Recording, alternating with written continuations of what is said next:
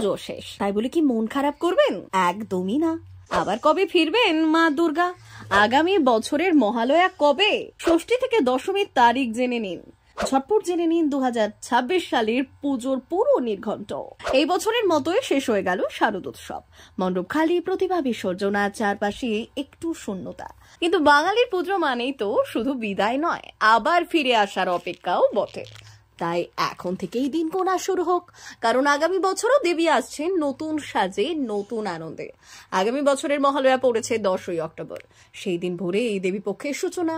Radio বা টিভির সামনে বসে বীরেন্দ্র কৃষ্ণ ভদ্রের চণ্ডীপাঠ শুনলেই মনে হবে মা আসছেন।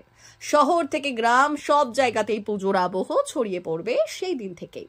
প্রতিমার কাজ শেষ করা, মণ্ডপ সজ্জা, বাজারে কেনাকাটা সব মিলিয়ে জমজমাট হবে পরিবেশ।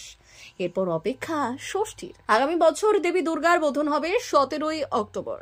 ওই দিন কল্পারম্ভ, চক্ষুদান আর বেলগাছের নিচে দেবীর আবাহনের মতো রীতি পালিত হবে। ষষ্ঠীর দিন থেকেই শুরু হবে আসল উৎসবের আমেজ। পরের দিন 18ই অক্টোবর সপ্তমী, ভোরে কলাবউ স্নান করানো আর মণ্ডপে প্রতিষ্ঠার মাধ্যমে দেবীর পুজো আনুষ্ঠানিকভাবে শুরু হবে। সেই দিন থেকেই ভিড় বাড়বে প্যান্ডেলে প্যান্ডেলে।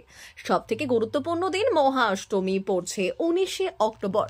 ভোরে দেবীর পায়ে অঞ্জলি, কোথাও কুমারী পুজো, আবার কোথাও বিশেষ আরাধনা। অষ্টমীর আবহটাই আলাদা। আর অষ্টমীর শেষ 24 মিনিট ও নবমীর প্রথম 24 মিনিট মিলে হয় সেই বিখ্যাত সন্ধি পুজো। সেই সময় দেবী আবির্ভূতা হন চামুন্ডা রূপে। প্রদীপ জলে চলে বলিদানও কোথাও কোথাও।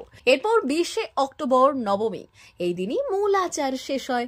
দেবীর কাছে নিবেদন করা হয় মহাভোগ, চলে যজ্ঞ, হোম। অনেক জায়গায় নবমীতেও হয় কুমারী পুজো। সব শেষে বিদায়ের দিন 21শে অক্টোবর, বিজয়া দশমী। সিঁদুর খেলা, দেবীর বরণ, মিষ্টি মুখ আর উমাকে আবার বিদায় জানানো।